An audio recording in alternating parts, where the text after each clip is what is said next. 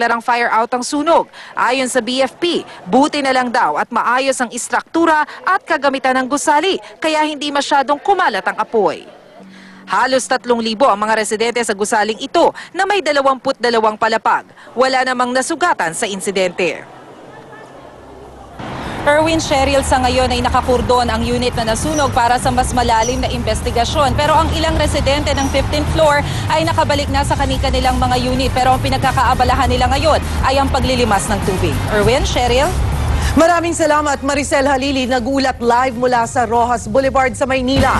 Samantala, napasok na rin ng media kanina ang Evercodesco Mall sa Caloocan na halos 4 na araw na sunog. Sa tindi ng pinsala, malaki umano ang posibilidad na tuluyan na itong iabandona. Ikwento mo, Carla Lim.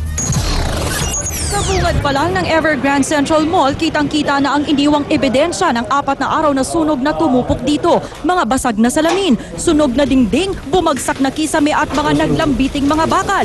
Sa gitnang bahagi ng mall, makikitang nasira ang 4 na palapag nito. The damage of this building around 80 to 90%. So there is a possibility na pag hindi nila na-assist mabuti yan ay gumuho ito.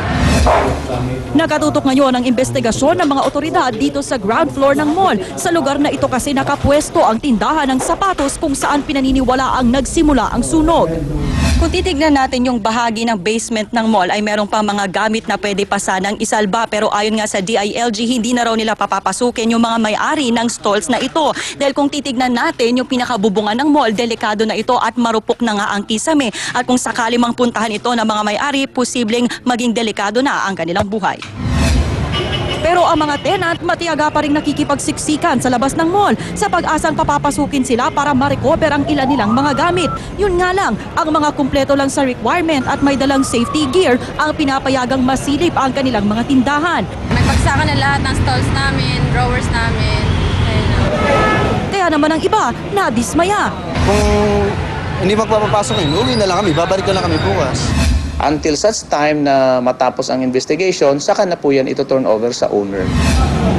Base sa investigasyon ng DILG, nahirapan ang mga bomberong apulahin ang sunog sa 4th floor dahil sa sobrang init sa loob. Tinitignan na rin ng BFP kung may paglabag sa fire code ang may-ari ng mall.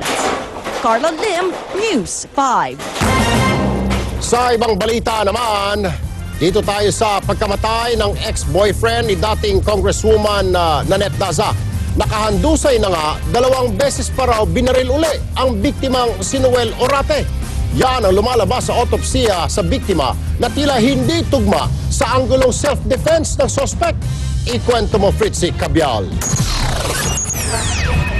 Self-defense ang ikinatwira ni dating Bulacan Provincial Board Member Alan Robes sa pagkakapatay niya kay Noel Orate, ang ex ng kanyang biyenan na si dating Congresswoman Nanette Daza. Pero tila iba ang sinasabi sa resulta ng autopsy report ng forensic expert na si Dr. Raquel Fortun. Paliwanag ng batikang pathologist, 5 bala ang tumama sa biktima.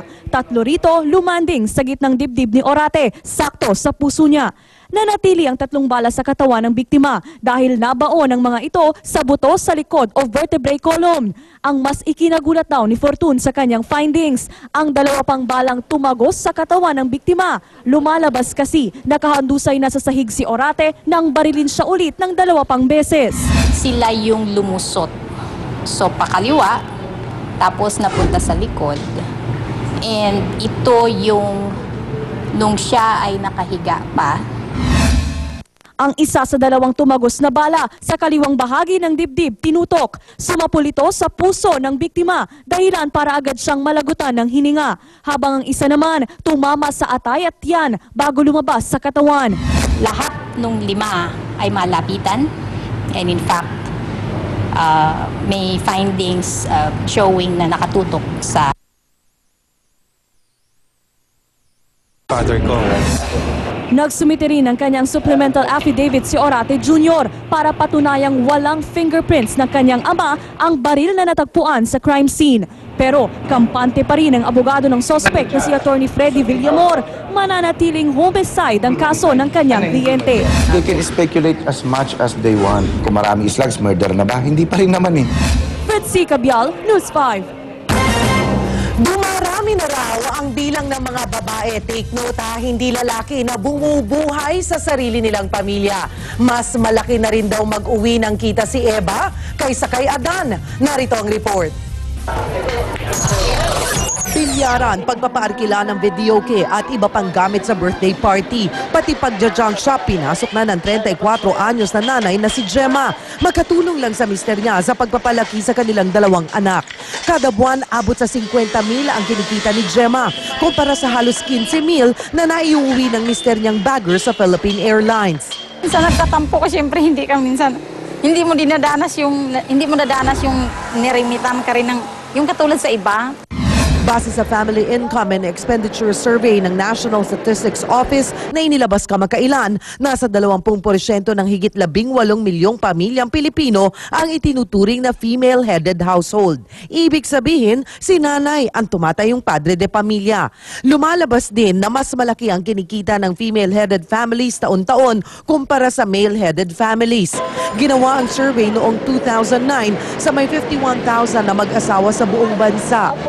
Yung household, it's a person or group of persons na may common arrangement for food and sleeping. Sa isang kaldero yung kanilang kinakain at saka doon sila lahat natutulog.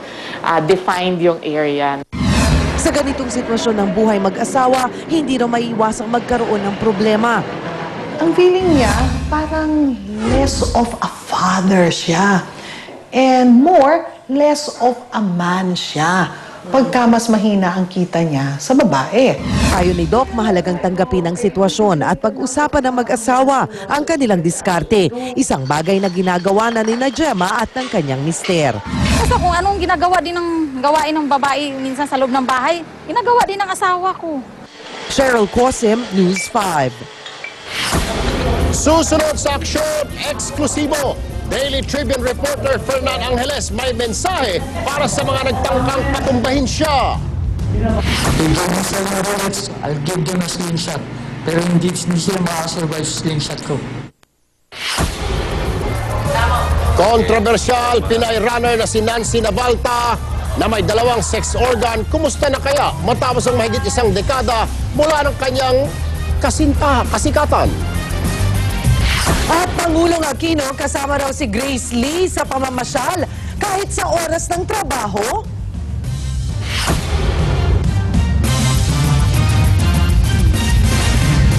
Ang halaga ng piso nyo ay hatid ng Cebuana Luolier. Pero sigurado ka, ipa-Cebuana!